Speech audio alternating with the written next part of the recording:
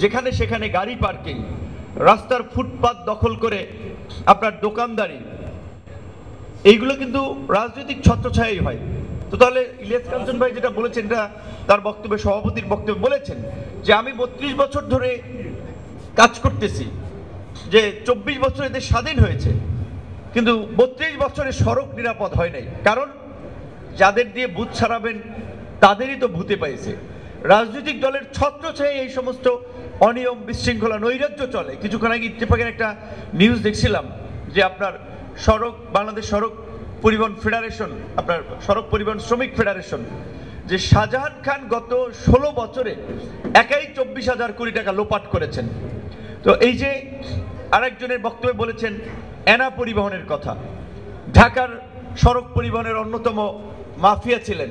BNP কিংবা বিরোধী দলের কর্মসূচিতে কোনো গাড়ি চলবে না কিংবা হরতাল অবরোধ ডেকে দেওয়া, এই ইনায়েতুল্লাহরা শূন্য থেকে কয়েক হাজার কোটি টাকার মালিক।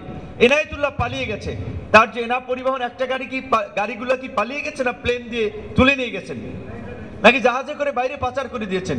সব কিন্তু নাম রং করে, নাম বদল করে এখন আবার অন্য একটা সিন্ডিকেট চালাচ্ছে। কিংবা শাহজাহান খানরা যেই মাসোয়ারা তুলতেন সেটা এখন অন্যরা তুলছে।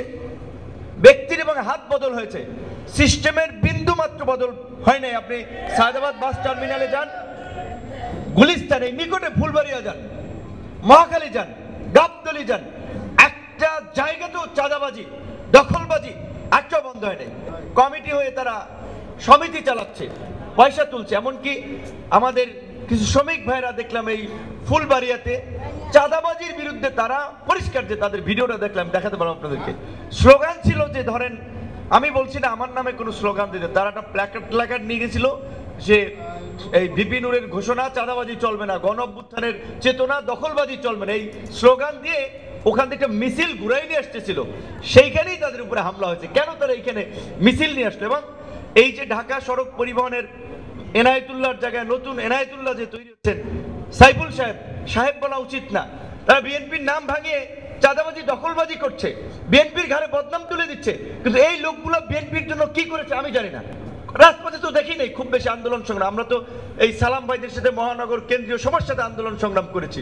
তো তারে বললাম যে আপনারা কি লোক বসাইছেন যে এইভাবে একটা লোক মিছিল করতে গেল, সেখানে হামলা করলো।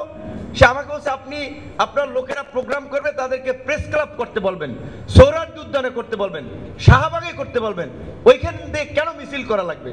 আমি হাসলাম যে মিছিল করবে সেটা তার অনুমতি নিয়ে মিছিল করা লাগবে।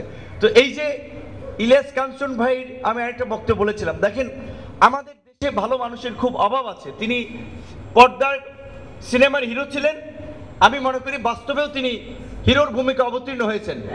যে আজকে সিনেমার হিরো তার এই লাইফে না আসলে হতো। এই কাজ করতে গিয়ে আমরা দেখেছি তার ছবিতে জুতার মালা দেয় ওই আপনার বাস স্ট্যান্ডে টানিয়ে, কিংবা তার বিরুদ্ধে দারু মিছিল করে।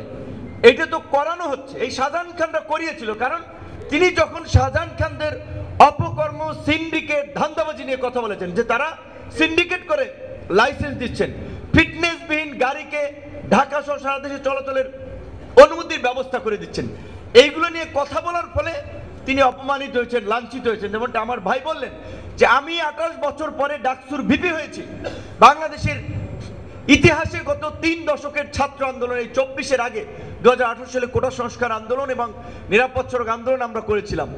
শুধুমাত্র এই ছাত্রলীগ কিংবা আওয়ামী লীগের অন্যায়ের প্রতিবাদ করতে গিয়ে কিভাবে লাঞ্ছিত হয়েছি, আমার বাসার কথা বলেছেন। তো এই লাঞ্ছিত হওয়াটা রাজনৈতিকভাবে আরো অনেক সহকর্মীরা হয়েছেন, কিন্তু কাঞ্চন ভাই এটা বলছি, আমরা না হয় রাজনীতি করে আমরা সহ্য করেছি, তো উনি বাদ দিতে পারতেন, দরকার নাই আমার এই সমস্ত রাস্তাঘাটে। স্বাভাবিকভাবে তিনি যেই লোকদের নিয়ে কাজ করেন এরা খুব আবার অসহিষ্ণু, অনেকের কথাই প্রভাবিত হয়েই অনেক কিছু বলে, তারা নিজেরাও জানে না কেন বলছে, কি বলছে, কিন্তু তারপরেও তিনি কিন্তু এই কাজটা চালিয়ে গেছেন 32 বছর ধরে।